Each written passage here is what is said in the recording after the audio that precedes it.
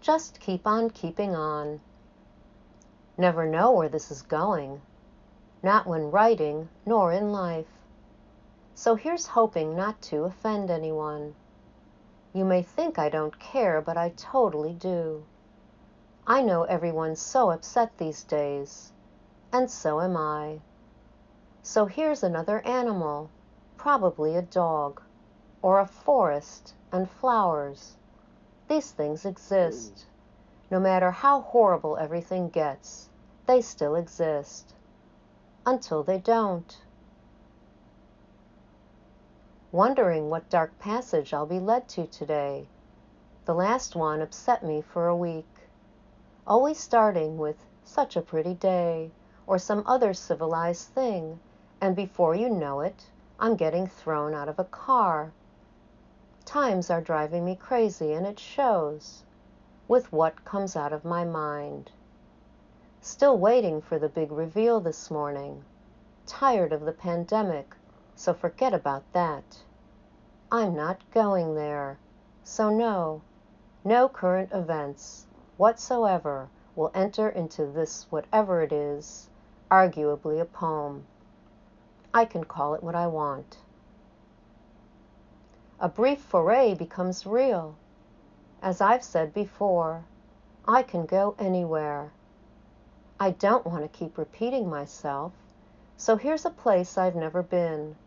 I'm on a plane. Who knows why? I don't fly much, although I'd like to. No, I'm on horseback. I have been here before. A recurrent dream. Riding hunt seat, although I never hunted. I would never, ever, don't get me started. In my dream, I was taking fences on my dream horse, and while jumping the last fence, we catapulted to the sky. This actually happened, in my dream. We were in the sky, and I rode so well, so much better than I ever could, so I awakened crestfallen. But somewhere it was real.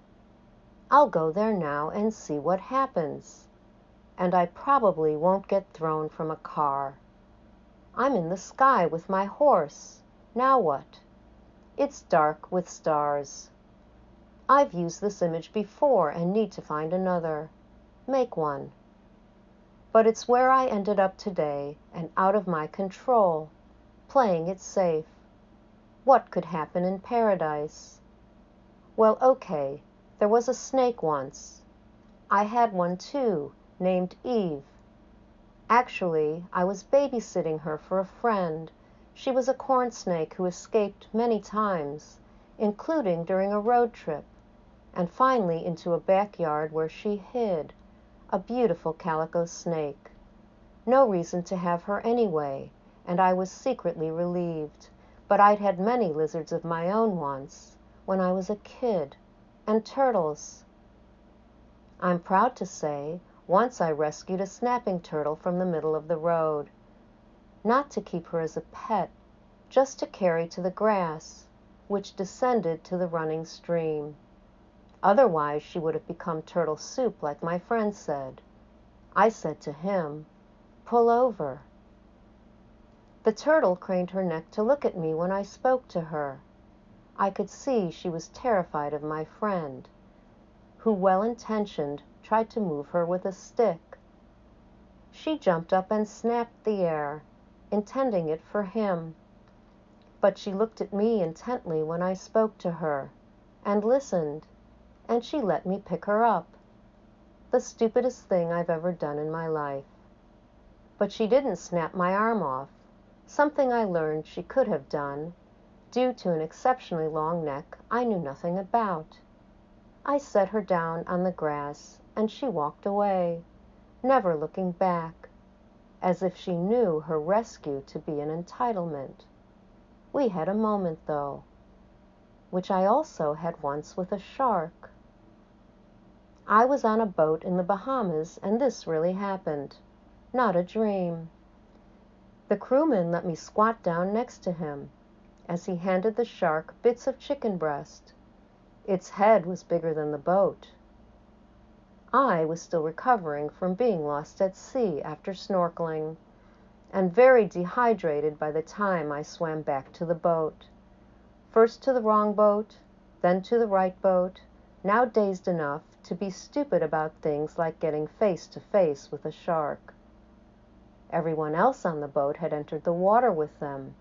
The true purpose of the boat ride, to swim with the sharks. From the deck I'd watched as dorsal fins tore through the surf, and I felt the fear of death. I'd known from the start I wouldn't swim with them. I'd signed on for snorkeling, thinking it was safe, until I got lost at sea, alone.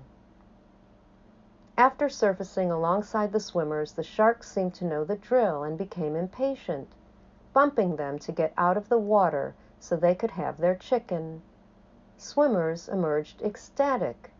"Did you see that?" they said. I yearned for an experience too, so when the man opened the latches at the stern and a giant head popped up, I squatted in front of it and marveled at its skin up close. Tiny raised dots within an exquisite expanse of gray. I'd never seen anything like it. The shark was gentle, like a kitten with a humongous mouth, tenderly picking chicken bits out of the handler's hand.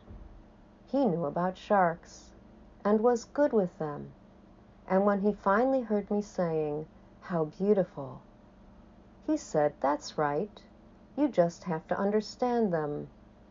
Afterwards, he threw the tiny bits of chicken into the water, to show us what a feeding frenzy looked like, and to remind us these were wild animals.